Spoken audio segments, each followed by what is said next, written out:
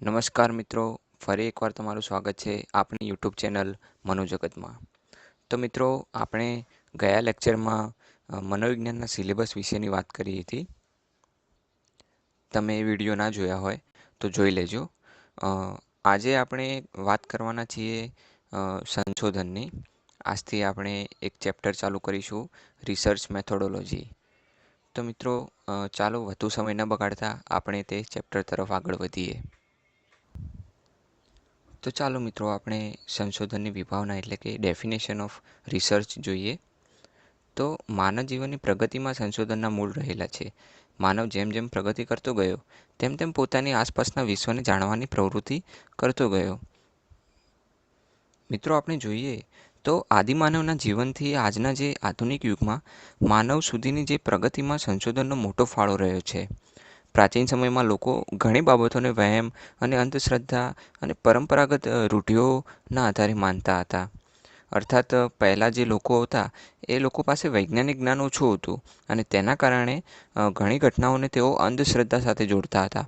પરંતુ સંશોધન અને વૈજ્ઞાનિક અભ્યાસના કારણે આજે માણસ સાચા કારણો જાણી શક્યો છે અને જીવનને વધુ સુવિધાસભર બનાવી શક્યો છે. એક્ઝામ્પલ તરીકે, પ્રાચીન સમયમાં લોકો માનતા હતા કે રોગ એ દેવદેવતાઓનો પ્રકોપ છે અથવા કોઈ ભૂત પ્રેતના કારણે થાય છે. પરંતુ સંશોધન પછી ખબર પડી કે ઘણા રોગો બેક્ટેરિયા, વાયરસ અથવા અન્ય જૈવિક કારણોથી એટલે કે બાયોલોજિકલ કારણોથી થાય છે. પરિણામે દેવી દેવતાઓના થી હટીને માણસે દવાઓ શોધી, રસીઓ શોધી અને ત્યારબાદ એ રોગોનો ઈલાજ કરતો થયો. આ પરથી આપણે જોઈએ તો માણસ એ શરૂઆતથી જ પ્રકૃતિ અને સમગ્ર વિશ્વને સમજવાનો પ્રયત્ન કરતો રહ્યો છે. પ્રકૃતિમાં રહેલી વિવિધ ઘટનાઓ વચ્ચેની સંવાદિતા એટલે કે ક્રમબદ્ધતા અથવા નિયમિતતા કહી શકાય, તેને નિહાળી છે. ત્યારબાદ આ ઘટનાઓ પાછળ રહેલા કારણો અને પરિણામ એટલે કે કોઝ એન્ડ ઇફેક્ટ શોધવાનો પ્રયત્ન કર્યો છે અને આ જ પ્રક્રિયાથી વૈજ્ઞાનિક સંશોધનની શરૂઆત થઈ. આ પરથી આપણે કહી શકીએ કે માણસે માત્ર ઘટનાઓ જ જોઈ નથી, પરંતુ આ કેમ થાય છે અને તેના પાછળનું કારણ શું, તો એવા પ્રશ્નો પૂછ્યા છે અને તેના જવાબ પાછળ તેને રિસર્ચ પણ કર્યું છે અને જેના કારણે સંશોધનનો વિકાસ થયો છે. આમ ક્રમશઃ માનવ સંશોધન દ્વારા તેમાંથી બહાર આવતો ગયો અને વૈજ્ઞાનિક જ્ઞાન તરફ આગળ ઢળતો ગયો. આ વૈજ્ઞાનિક જ્ઞાન એ જ સંશોધનનું મૂળ છે. માનવે આરંભથી જ પ્રકૃતિને અને વિશ્વને સમજવાની કોશિશ કરી. વિશ્વમાં ઠેર ઠેર પડેલી સંવાદિતા તેની નજરે પડી અને આ સંવાદિતામાં રહેલા કાર્યકારણને તેને શોધી કાઢ્યું અને પરિણામે વૈજ્ઞાનિક સંશોધનની શરૂઆત થઈ. આપણે શરૂઆત જોઈએ તો શરૂઆતમાં કોઈ પ્રસંગ કે બનાવની તપાસ સાયન્ટિફિક પદ્ધતિથી થતી હતી, પરંતુ તેમાં આયોજનનો અભાવ હતો. વ્યક્તિના અનુભવ પર વધારે મદાર રાખવામાં આવતો હતો અને પૂરતા પુરાવાઓની દરકાર કરાતી નહીં. આમ એના પછી આપણે જોઈએ તો સંશોધન પદ્ધતિનો વિકાસ અને તેનો ઐતિહાસિક ક્રમ. તો આદિમાનવના જીવનથી આજના અર્વાચીન માનવ સુધીના વિકાસમાં સંશોધનનો ફાળો રહ્યો છે. શરૂઆતમાં માનવ એ વહેમ, અંધશ્રદ્ધા અને પરંપરાગત રૂઢિઓના આધારે જીવન જીવતો હતો, પરંતુ સમય જતાં તેણે પ્રકૃતિ અને વિશ્વને સમજવાનો પ્રયત્ન કર્યો. વિશ્વમાં રહેલી સંવાદિતા એટલે કે નિયમિતતા અને તેની પાછળના કાર્યકારણ સંબંધોને શોધવાનો પ્રયત્ન કર્યો કે આવું કેમ થાય છે, અને તેથી જ વૈજ્ઞાનિક સંશોધનની શરૂઆત થઈ. આપણે જોઈએ કે એરિસ્ટોટલ અને ગ્રીક તત્વવેતાઓ એમણે નવી દિશાઓ ખોલી. તો એનો મતલબ શું? એરિસ્ટોટલ અને ગ્રીક તત્વવેતાઓએ જ્ઞાનની નવી દિશાઓ ખોલી. તેમણે તર્ક અને વિચારના આધારે પ્રકૃતિ તથા વિશ્વને સમજવાનો પ્રયત્ન કર્યો અને આથી જ વ્યવસ્થિત જ્ઞાન પ્રાપ્તિનો પાયો નાખવામાં આવ્યો. પછી ફ્રાન્સિસ બેક, એમણે પ્રયોગ અને પ્રત્યક્ષ અવલોકન. તો તે શું છે કે ફ્રાન્સિસ બેકને વૈજ્ઞાનિક અભિગમને પ્રોત્સાહન આપ્યું. તેમના મતે સાચું જ્ઞાન મેળવવા માટે પ્રયોગ એટલે કે એક્સપેરિમેન્ટ અને પ્રત્યક્ષ અવલોકન એટલે કે ઓબ્ઝર્વેશનની જરૂર છે. તેમણે આગમન પદ્ધતિને વિકસાવી. હવે આપણે જોઈએ કે પદ્ધતિ એટલે કે ઇન્ડક્ટિવ શું છે ઇન્ડક્ટિવ મેથડ? તો આ પદ્ધતિમાં વિશિષ્ટ ઘટનાઓ અવલોકન પરથી સામાન્ય નિયમ સુધી પહોંચવામાં આવે છે. શું કે વિશિષ્ટ ઘટનાઓના અવલોકન પરથી સામાન્ય નિયમ સુધી, એટલે કે લોખંડ ગરમ કરવાથી ફૂલે છે, અથવા આપણે જોઈએ કે તાંબુ ગરમ કરવાથી ફૂલે છે. આમ એ ઘટનાઓના અવલોકન પરથી સામાન્ય નિયમ સુધી પહોંચવામાં આવે. એના પછી આપણે જોઈએ તો ઇન્ડક્ટિવ પછી અહીંયા લખ્યું નથી, આપણે લખી દઈએ. આગમન પદ્ધતિ પછી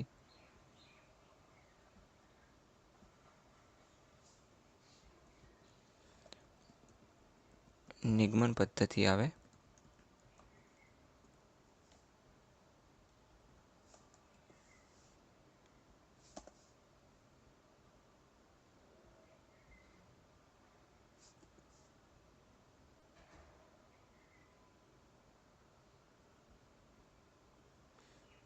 તો નિગમન પદ્ધતિ એટલે શું, હવે તે જોઈએ.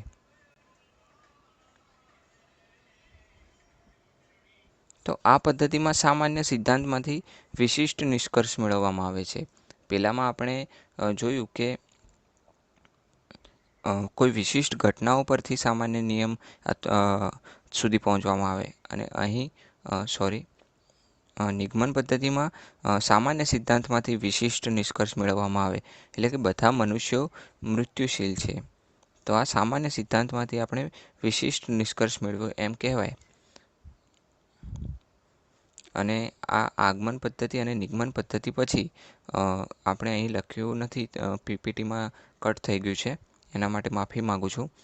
પણ આપણે લખી દઈએ કે આગમન પદ્ધતિ પછી આગમન અને નિગમન પદ્ધતિ, લખવું નથી, જરૂર નથી. આગમન અને નિગમન પદ્ધતિનો વિકાસ થયો. તો ચાર્લ્સ ડાર્વિને આગમન અને નિગમન પદ્ધતિ આપી હતી. તો ચાર્લ્સ ડાર્વિને આગમન અને નિગમન બંને પદ્ધતિઓને સંયુક્ત ઉપયોગ કર્યો. તેમણે અવલોકન અને માહિતીના આધારે સામાન્ય સિદ્ધાંતો વિકસાવ્યા. એટલે કે આગમન અને પછી તે સિદ્ધાંતોના આધારે વિશિષ્ટ નિષ્કર્ષો કાઢીને તેમની ચકાસણી કરી, તેને નિગમન કહેવાય. આમ તેમણે આગમન અને નિગમન પદ્ધતિનો ઉપયોગ કર્યો હતો. આપણે જોઈએ હવે આગળ વૈજ્ઞાનિક સંશોધનોનો ફેલાવો. સાયન્ટિફિક એટલે સંશોધનોનો બહોળો ઉપયોગ સૌપ્રથમ ભૌતિકશાસ્ત્રમાં થયો, ત્યારબાદ પ્રકૃતિ વિજ્ઞાનમાં થયો, અને ધીમે ધીમે સામાજિક વિજ્ઞાનોમાં થવા લાગ્યો. વૈજ્ઞાનિક સંશોધનનો બહોળા પ્રમાણમાં ઉપયોગ ભૌતિકશાસ્ત્રમાં સૌપ્રથમ થયો. તો ભૌતિક જગતમાં બનતી ઘટનાઓના નિયમો અને સિદ્ધાંતોને સમજવા માટે પ્રયોગો અને અવલોકનોનો ઉપયોગ કરવામાં આવ્યો. ત્યારબાદ સંશોધનોનો પ્રાકૃતિક વિજ્ઞાનો એટલે કે નેચરલ સાયન્સ, જે પ્રકૃતિ વિજ્ઞાન પણ કહેવાય છે, એમાં થયું. જેવા કે આપણે રસાયણ વિજ્ઞાન છે, જીવ વિજ્ઞાન છે, વગેરેમાં થવા લાગ્યો. અને આ ક્ષેત્રોમાં પણ પ્રયોગો અને પુરાવાઓના આધારે જ્ઞાનનો વિકાસ થયો. સમય જતાં સંશોધન પદ્ધતિનો ઉપયોગ પછી સામાજિક વિજ્ઞાનોમાં એટલે કે સોશિયલ સાયન્સીસ જેવા કે મનોવિજ્ઞાન, સમાજશાસ્ત્ર, અર્થશાસ્ત્ર વગેરેમાં પણ થવા લાગ્યો. માનવ વર્તન અને સામાજિક ઘટનાઓના અભ્યાસ માટે વૈજ્ઞાનિક પદ્ધતિઓને અપનાવવામાં આવી. આ રીતે વૈજ્ઞાનિક સંશોધન માનવ જીવનને પ્રગતિ તરફ લઈ જવામાં મહત્વનો ભાગ ભજવી રહ્યું છે. આપણે જોઈએ તો રિસર્ચના કારણે નવું જ્ઞાન, પછી નવી બાબતો, નવા તથ્યો, નવીન હકીકતો અને એટલે કે નવા વિચારો તથા કાર્ય કરવાની નવી પદ્ધતિઓમાં વધારો થઈ રહ્યો છે. મુખ્ય મુદ્દો જોઈએ તો સંશોધન પ્રયોગશાળા પૂરતું મર્યાદિત રહ્યું નથી. તેણે જીવનના દરેક ક્ષેત્રમાં પગપેસારો કર્યો છે. શિક્ષણ ક્ષેત્રને વધારે પુષ્ટ અને પ્રગતિશીલ બનાવવામાં પણ સંશોધન અગત્યનો ભાગ ભજવી રહ્યું છે.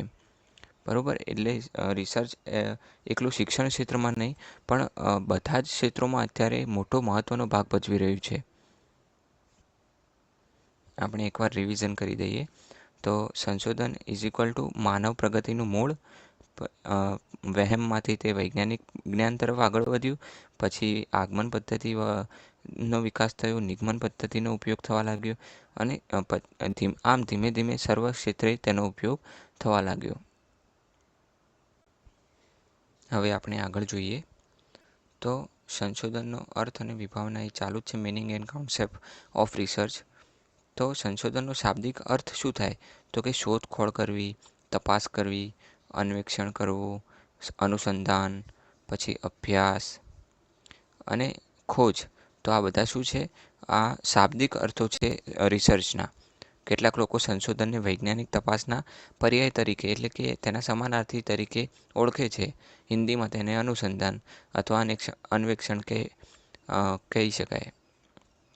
અને ઇંગ્લિશમાં આપણે તેને investigation, invention, Discovery, search, research, study અને ઇન્ક્વાયરી જેવા શબ્દોથી ઓળખીએ છીએ.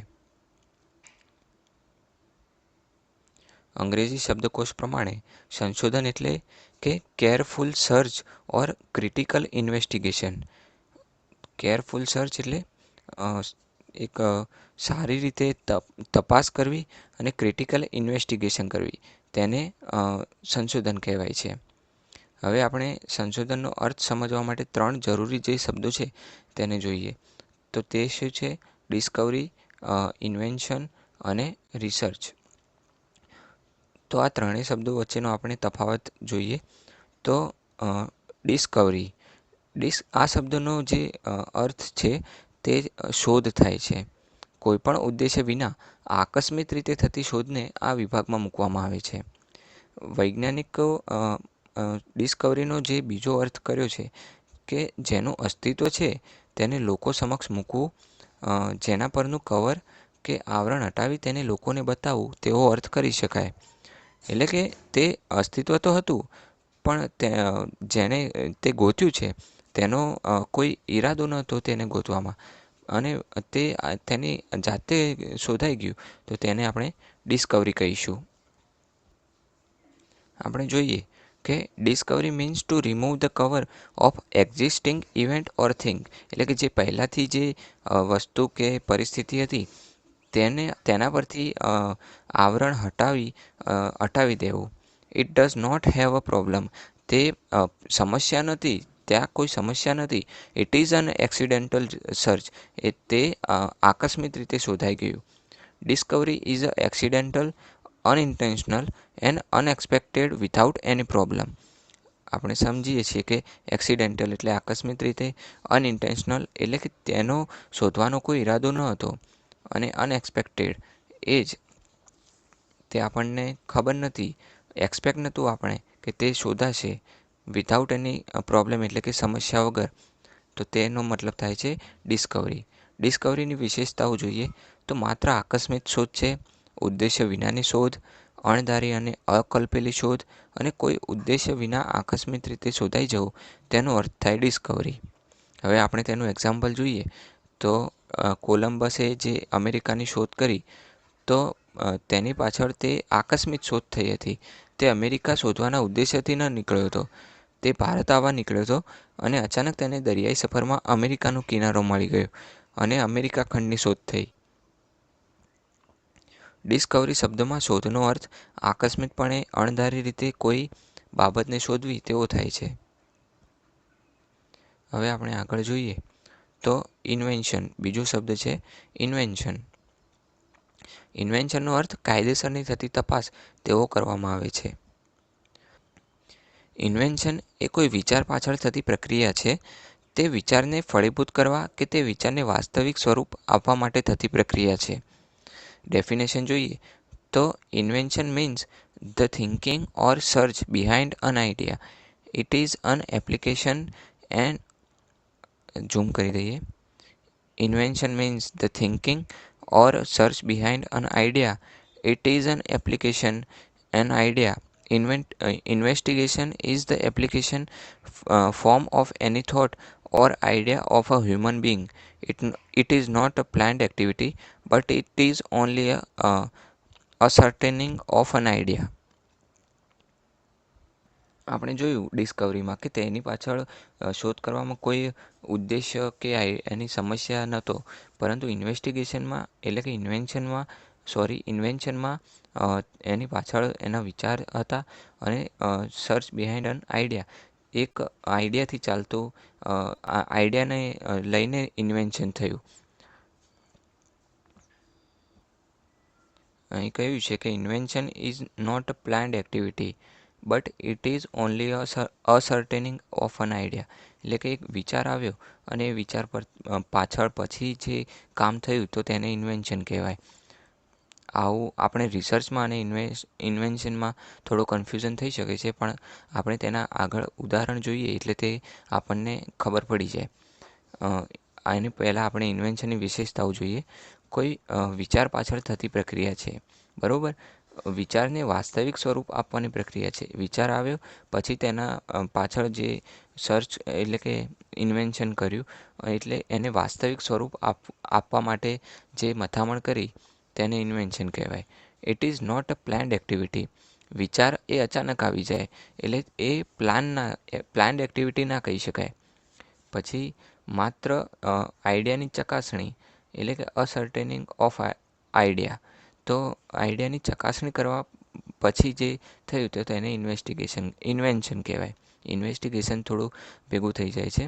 હવે આપણે જોઈએ એક્ઝામ્પલ. તો ન્યૂટન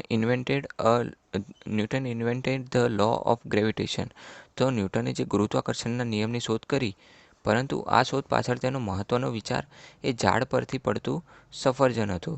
હવે સફરજન શા માટે ઝાડ પરથી નીચે તરફ પડ્યું, તેનો આ સતત વિચાર મંથન અને ચિંતનમાંથી તે ગુરુત્વાકર્ષણનો નિયમ શોધી શક્યો, બરાબર.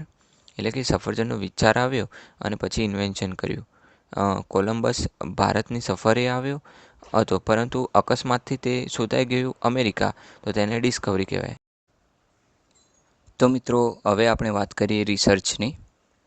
તો રિસર્ચ શબ્દનો અર્થ શોધ કે તપાસ થાય છે, પરંતુ ઉપરના બંને શબ્દોના અર્થ કરતાં તદ્દન અહીં જુદો થાય છે. ઉપરના મતલબ ડિસ્કવરી અને ઇન્વેન્શન કરતાં રિસર્ચનો અર્થ જુદો છે. અહીંયા શોધ એટલે કોઈપણ સમસ્યાની ખંતપૂર્વક, ઉદ્યમપૂર્વક અને ચીવટપૂર્વક થતી તપાસ છે. બીજી રીતે કહીએ તો કોઈપણ સમસ્યાની વૈજ્ઞાનિક શોધખોળ કે વૈજ્ઞાનિક હકીકતો અને તથ્યોને તપાસવાની પ્રક્રિયા તેઓ કરી શકાય, બરાબર. એટલે કે સાયન્ટિફિક પ્રોસેસ થાય છે આમાં. સંશોધન એટલે જ્ઞાનની કોઈપણ શાખામાં નવીન હકીકતોની કાળજીપૂર્વકની તપાસ એટલે સંશોધન. વિશેષતા જોઈએ તો સંશોધનની આ શબ્દના અર્થમાં વિશેષતા એ છે કે તે કોઈપણ સમસ્યા સાથે જોડાયેલું છે તથા તે સમસ્યાના ઉકેલ સાથે થતી પ્રવૃત્તિઓ અને પ્રક્રિયા સાથે પણ જોડાયેલો શબ્દ છે. એટલે કે સમસ્યા સાથે એટલે કે રિસર્ચમાં એક પ્રોબ્લેમ હોય, બરાબર, અને એ પ્રોબ્લેમનું સોલ્યુશન લાવવા માટે જે સાયન્ટિફિક પ્રોસેસ થાય તેને રિસર્ચ કહેવાય. રિસર્ચના મુખ્ય મુદ્દાઓ જોઈએ તો research is a scientific process. પછી research is a purposeful activity for a problem. એટલે કે પર્પઝફુલ એક્ટિવિટી એક સમસ્યાને શોધવા માટે છે. Research is a planned activity to solving a problem. એટલે પ્લાનિંગ સાથે થતું કાર્ય છે. પછી research is an intentional activity with respect to the outcome of problem. Intentional એટલે કે તેની પાછળ એક આપણો હેતુ છે એ સમસ્યાના જે ઉકેલ લાવવા માટે, તેને આપણે રિસર્ચ કહેવાય. Research means to deal with purposeful activity related with a problem for their solution. એટલે કે પર્પઝફુલ એક્ટિવિટી છે શેના માટે, તો રિલેટેડ વિથ પ્રોબ્લેમ, સમસ્યાના ઉકેલ માટે. Research is a systematic investigation of a problem in order to establish the facts and to reach a new finding. Systematic investigation છે સમસ્યાના ઉકેલ લાવવા માટે, કે તેના પાછળના કારણ અને તેની જે ઉકેલ છે તે શોધવા માટે થાય છે. રિસર્ચ હેઝ અ પ્રોબ્લેમ, આ એક તેનો મેઇન કી પોઈન્ટ છે કે સમસ્યા હોય તો તેને આપણે રિસર્ચ કહી શકાય. ત્રણેય શબ્દોની સરખામણી કરીએ તો ડિસ્કવરી, ઇન્વેન્શન અને રિસર્ચ. તો શોધનું સ્વરૂપ, તો શોધ છે પરંતુ આકસ્મિક, તો તે ડિસ્કવરીમાં આવશે. પછી વિચાર પાછળ થતી પ્રક્રિયા એટલે ઇન્વેન્શન, અને ખંતપૂર્વક થતી પ્રક્રિયા એટલે કે એક જે આપણને પ્રોબ્લેમ મળી અને એ પ્રોબ્લેમને આપણે એકદમ સાયન્ટિફિકલી તેની પાછળની જે પ્રોસેસ છે તે આપણે કરીએ છીએ. પછી આમાં સમસ્યા નથી, ડિસ્કવરીમાં સમસ્યા નથી હોતી, ઇન્વેન્શનમાં સમસ્યા છે. અને રિસર્ચમાં તો રિસર્ચની શરૂઆત જ સમસ્યાથી થાય છે. પછી ઉદ્દેશ્ય, તો ડિસ્કવરીનો કોઈ ઉદ્દેશ્ય હોતો નથી. ઇન્વેન્શનનો ઉદ્દેશ્ય હોય છે અને રિસર્ચ તો ઉદ્દેશ્યપૂર્ણ જ હોય છે. પછી તેની પ્રક્રિયા, તો ડિસ્કવરી એ આપોઆપ થઈ જાય છે. ઇન્વેન્શન એટલે કે વિચારને વાસ્તવિક સ્વરૂપ આપવા માટે જે પ્રક્રિયા થાય તેને ઇન્વેન્શન કહેવાય. અને એટલે ઇન્વેન્શન એ મોટાભાગે સાયન્સના જે ફિલ્ડ હોય તેમાં થતું હોય છે. અને રિસર્ચ એ ઉકેલ પાછળ થતી પ્રક્રિયા છે. બરાબર. આમ ત્રણેય શબ્દો જુદા પડે છે. હવે સંશોધનની કેટલીક વધુ વ્યાખ્યાઓ જોઈ લઈએ આપણે. તો research is a careful investigation of a problem. Careful investigation એટલે સંશોધન એ કોઈ સમસ્યાની સાવચેતીપૂર્વક કરવામાં આવતી તપાસ છે. બરાબર. પછી research is a scientific process of particular problem. તો સંશોધન એ કોઈ ચોક્કસ સમસ્યાનો વૈજ્ઞાનિક અભ્યાસ છે. એટલે કે પર્ટિક્યુલર પ્રોબ્લેમ મીન્સ એક ચોક્કસ સમસ્યા હોય. પછી research is an endless quest for getting knowledge. એટલે કે સંશોધન એ જ્ઞાન મેળવવાની એક અનંત શોધ છે. પછી research is a continuous process four understanding the real truth behind the problem. એટલે કે સંશોધન એ સમસ્યાની પાછળ રહેલા વાસ્તવિક સત્યને સમજવા માટેની સતત પ્રક્રિયા છે. પછી research brings to light new knowledge, correct previous errors and misconception. તો રિસર્ચ એ નવા જ્ઞાનને પ્રકાશમાં લાવે છે અને અગાઉની જે ભૂલો થઈ હોય તો તે ભૂલો અને ગેરમાન્યતાઓ એમને સુધારે છે.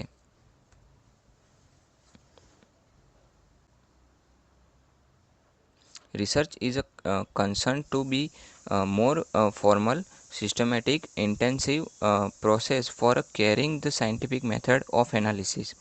એટલે કે સંશોધન એ વૈજ્ઞાનિક વિશ્લેષણની વધુ ઔપચારિક, વ્યવસ્થિત અને ઇન્ટેન્સિવ મતલબ કે ગહન પ્રક્રિયા છે જેમાં વૈજ્ઞાનિક પદ્ધતિઓનો ઉપયોગ કરીને માહિતીનું વિશ્લેષણ કરવામાં આવે છે. પછી research is a systematic, controlled, empirical and critical investigation of a hypothetical problem.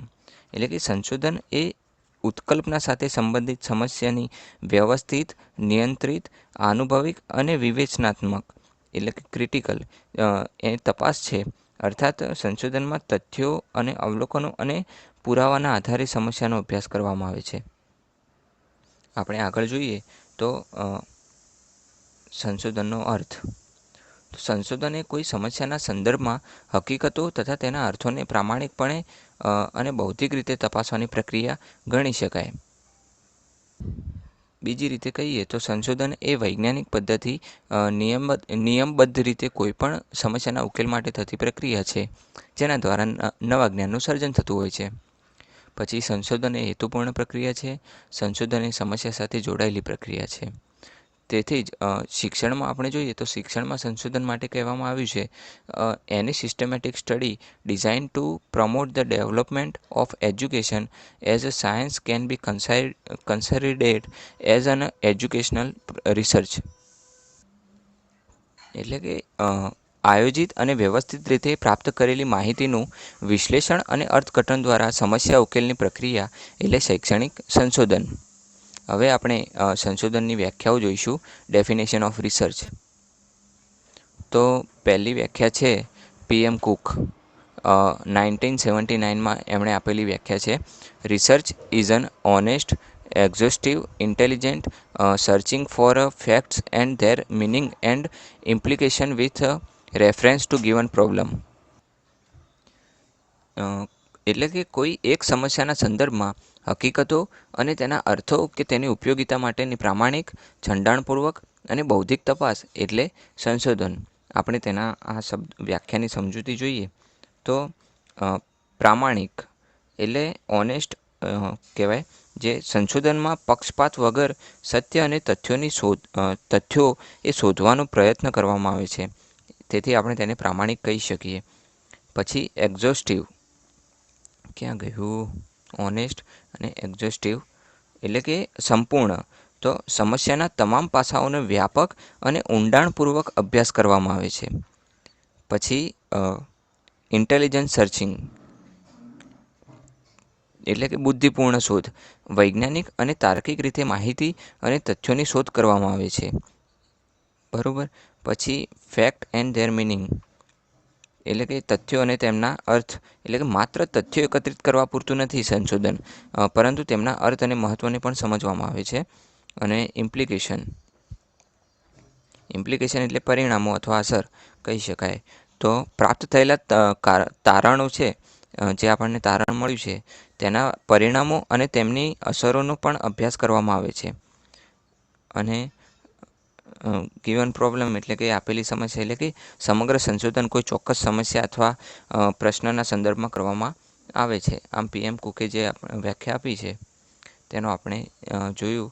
હવે JW બેસ્ટ, જેમણે 1993માં એમની વ્યાખ્યા રિસર્ચને આપી હતી. તો research is a considered to be more formal, systematic, intensive process of carrying on the scientific method of analysis. એટલે કે સંશોધન એ નિયમબદ્ધ વ્યવસ્થિત અહીં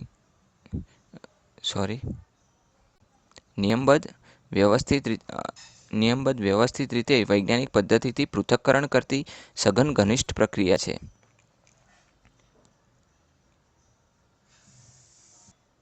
તો અહીં આપણે જોઈએ તો ફોર્મલ મીન્સ કે ઔપચારિક. તો સંશોધન એ ચોક્કસ નિયમો અથવા પદ્ધતિઓને અનુસરીને કરવામાં આવે છે. પછી સિસ્ટમેટિક એટલે કે વ્યવસ્થિત. તો સંશોધન પૂર્વ આયોજન અને ક્રમબદ્ધ રીતે કરવામાં આવે છે. પછી ઇન્ટેન્સિવ પ્રોસેસ, તો એટલે કે ગહન પ્રોસેસ. સમસ્યાનો ઊંડાણપૂર્વક એમાં અભ્યાસ કરવામાં આવે છે ગહન રીતે. બરાબર. પછી સાયન્ટિફિક મેથડ ઓફ એનાલિસિસ, તો વૈજ્ઞાનિક વિશ્લેષણ પદ્ધતિ જેને કહેવાય. તો માહિતીનું તેમાં નિરીક્ષણ, સંગ્રહ, વિશ્લેષણ અને તારણ આમ વૈજ્ઞાનિક પદ્ધતિ અનુસાર કરવામાં આવે છે.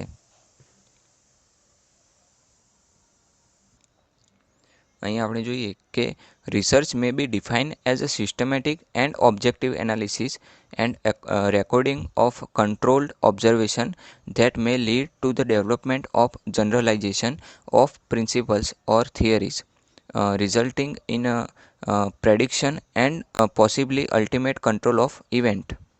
તો વ્યાખ્યાની આપણે સમજૂતી જોઈએ, આપણે અનુવાદ જોઈએ તો સંશોધનને નિયંત્રિત અવલોકનોનો વ્યવસ્થિત અને નિષ્પક્ષ વિશ્લેષણ તથા નોંધણી તરીકે વ્યાખ્યાયિત કરી શકાય છે, જે સામાન્યીકરણો, સિદ્ધાંતો અથવા થિયરીઓના વિકાસ તરફ દોરી જાય છે અને જેના પરિણામે ઘટનાઓની આગાહી તથા સંભવિત રીતે તેમના નિયંત્રણમાં મદદ મળે છે. જોઈએ તો સિસ્ટમેટિક એટલે કે વ્યવસ્થિત. સંશોધન ક્રમબદ્ધ અને આયોજનબદ્ધ રીતે કરવામાં આવે છે. પછી ઓબ્જેક્ટિવ એનાલિસિસ, તો એટલે કે નિષ્પક્ષ વિશ્લેષણ. સંશોધનમાં વ્યક્તિગત પૂર્વગ્રહો કે પક્ષપાતને સ્થાન આપવામાં આવતું નથી. ઓબ્જેક્ટિવ એનાલિસિસ કરવામાં આવે છે. પછી કંટ્રોલ્ડ ઓબ્ઝર્વેશન, તો એટલે કે નિયંત્રિત અવલોકનો. ચોક્કસ પરિસ્થિતિઓ હેઠળ અવલોકન કરવામાં આવે છે જેથી વિશ્વસનીય માહિતી પ્રાપ્ત થાય છે. Development of generalisation of principles or theories, તો એટલે કે સંશોધન દ્વારા સામાન્ય નિયમો, સિદ્ધાંતો અથવા થિયરીઓ વિકસાવવામાં આવે છે. અને પ્રેડિક્શન ઓફ ઇવેન્ટ, એટલે કે આગાહી. તો ઘટનાઓની આગાહી. પ્રાપ્ત થયેલા સિદ્ધાંતોના આધારે ભવિષ્યની ઘટનાઓ વિશે આગાહી કરી શકાય છે રિસર્ચ દ્વારા.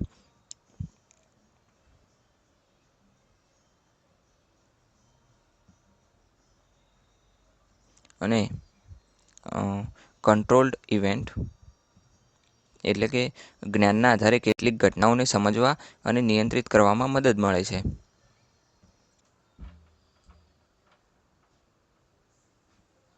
આપણે હવે આગળની વ્યાખ્યા તરફ જોઈએ. ત્રીજા નંબરમાં છે George G Mouly, a systematic and scholarly application of the scientific method interpreted in its broadest sense to the solution of educational problems. Conversely, any systematic study designed to promote the development of education as a science can be considered educational research. શૈક્ષણિક સમસ્યાઓના ઉકેલ માટે જે વૈજ્ઞાનિક પદ્ધતિઓનો તેના વ્યાપક અર્થમાં વ્યવસ્થિત અને વિદ્વતાપૂર્વક કરવામાં આવેલ ઉપયોગ એ શૈક્ષણિક સંશોધન છે. તે જ રીતે શિક્ષણને એક વિજ્ઞાન તરીકે વિકસાવવા માટે રચાયેલ કોઈપણ વ્યવસ્થિત અભ્યાસને શૈક્ષણિક સંશોધન ગણવામાં આવે છે. આપણે જોઈએ વ્યાખ્યાની સમજૂતી તો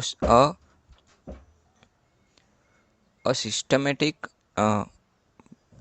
જે સ્ટડી છે તો એટલે કે વ્યવસ્થિત અભ્યાસ સંશોધન આયોજનબદ્ધ અને ક્રમબદ્ધ રીતે કરવામાં આવે છે. પછી સાયન્ટિફિક મેથડ એટલે કે વૈજ્ઞાનિક પદ્ધતિઓનો તેમાં ઉપયોગ થાય છે. અવલોકન, માહિતી સંગ્રહ, પછી વિશ્લેષણ અને તારણ જેવી વૈજ્ઞાનિક પદ્ધતિઓનો ઉપયોગ કરવામાં આવે છે. પછી શૈક્ષણિક સમસ્યાઓનો ઉકેલ સોલ્યુશન ઓફ એજ્યુકેશનલ પ્રોબ્લેમ્સ એટલે કે વિદ્યાર્થીઓના અભ્યાસ, શિક્ષણ પદ્ધતિ, મૂલ્યાંકન વગેરે સંબંધિત સમસ્યાઓ છે એના ઉકેલ માટે સંશોધન કરવામાં આવે છે. પછી development of education as a science